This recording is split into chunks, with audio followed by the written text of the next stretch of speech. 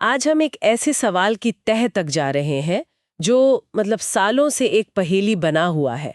तालिबान को हराना इतना मुश्किल क्यों रहा? जी। हमारे पास कुछ विश्लेषण है, खासकर एक स्रोत है, तालिबान अपराजयता के कारण और चुनौतियां। तो चलिए आज इसी पर थोड़ी गहराई से बात करते हैं। बिल्कुल, और जैसा ये स्रोत बताता है, ये सिर्फ देखिए फौज या हथियारों का मामला नहीं है। हाँ। इसमें अफगानिस्तान का वो जो बेहद पेचीदा सामाजिक ढांचा है, हाँ। तालिबान की अपनी जमीनी पकड़, और फिर जो बाहरी ताकतें आईं, एक कामयाब अफगान सरकार बनाने में उनकी नाकामी, ये सब चीजें जुड़ी हुई हैं। सही कहा। तो पहली बात जो सामने आती है वो है शासन की विफलता। जो अफगान सरकार थी, अंतर्राष्ट्रीय मदद पर निर्भर, उसमें भ्रष्टाचार बहुत था और आम लोगों से, खासकर गांव देहात में, उसका कोई जुड़ाव नहीं था। हाँ बिल्कुल, ये एक बहुत बड़ा मुद्दा था और तालिबान ने इसी का फायदा उठाया। उन्होंने खुद को एक तरह से एक विकल्प के तौर पर पेश किया अच्छा, कैसे? कि भाई हम कम भ्रष्ट हैं, हम स्थानीय हितों को समझते हैं। जहां काबुल की सरकार आप कहिए दूर और पहुंच से बाहर लगती थी, तालिबान ने वो खालीपन भरने की कोशिश की। तो जो सरकार की नाकामी थी, वो उनके लिए एक मौका बन गई उन लोगों तक पहुंचने का जो अलग थलग महसूस कर रहे थे। और ये जो स्थानीय होने की बात है, ये पहचान और स्थानीय समर्थन वाले मुद्दे से जुड़ती है। विश्लेषण कहता है कि तालिबान का विद्रोह जो था वो अफगान आबादी के कुछ हिस्सों से कैसे जुड़ गया। क्या ये सिर्फ मजहब की बात थी? मजहब तो एक हिस्सा था जरूर, लेकिन सिर्फ उतना ही नहीं। उन्होंने बड़ी होशियारी से, आप कहिए धर्म को, स्थानीय पहचान को, जैसे पश्तून वाली वगैरह, और अफगान राष्ट्रवाद, और सबसे बढ़कर जो विदेशी कब्जे का विरोध था, हाँ हाँ। इन सबको मिला दिया। इससे उनके लड़ाकों को एक मजबूत मकसद मिला कि वो किसके लिए लड़ रहे हैं। और दूसरी तरफ सरकारी फौज। दूसरी तरफ जो सरकारी बल थे, उन्हें अक्सर लोग बाहरी ताकतों का एजेंट या उनके हितों के लिए लड़ने वाला समझते थे, तो उनका मनोबल वैसे ही कमजोर था। ये सिर्फ जमीन की लड़ाई नहीं रही, ये पहचान की लड़ाई भी बन गई। और इसी लड़ाई को उन्होंने अपनी रणनीति में कैसे इस्तेमाल किया? सुना है वो वक्त के साथ काफी बदलते भी रहे हैं। हाँ बिल्कुल, वो काफी अनुकूलनशील रहे।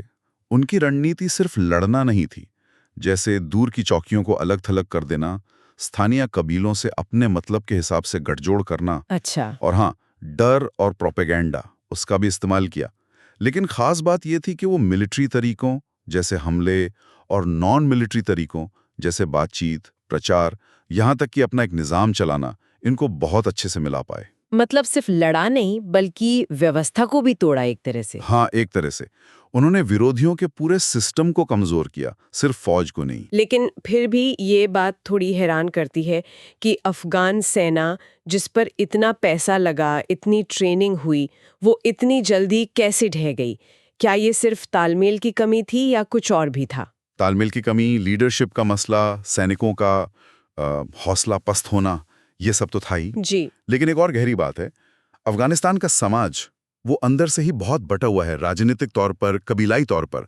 तो तालिबान के खिलाफ कोई एक मजबूत, एकजुट राष्ट्रीय प्रतिरोध खड़ा करना वो हमेशा से ही मुश्किल रहा। तो दुश्मन पहले से ही कमजोर और बंटा हुआ था। हाँ, यूं कह सकते हैं। इस अंदरूनी फूट ने तालिबान का काम काफी आसान कर दिया। अच्छा, और इस सब में पड़ोसी देशों का क्या रोल था? पाकिस्तान में जो सुरक्षित ठिकाने होने की बात आती है, उसका कितना असर था?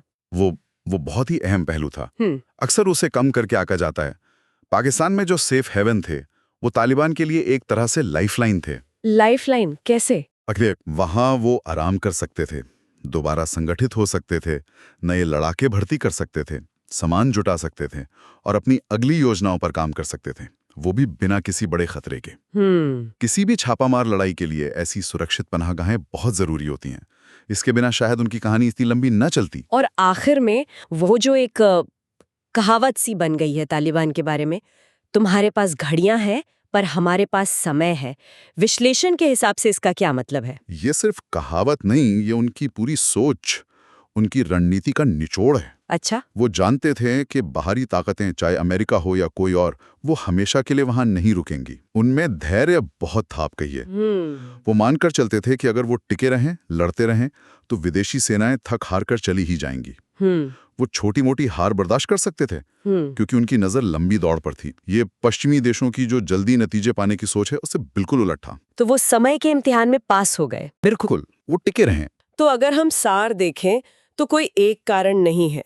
शासन की विफलता, स्थानीय लोगों से जुड़ाव, रणनीति बदलने की क्षमता, सामने एक बटा हुआ विरोधी, बाहर से मदद और पनाहगाहें, और सबसे बढ़कर वो गजब का धैर्य, इन सब ने मिलकर तालिबान को एक ऐसा विद्रोही गुट बना दिया जिसे हराना लगभग नामुमकिन सा लगा। बिल्कुल सही कहा आपने।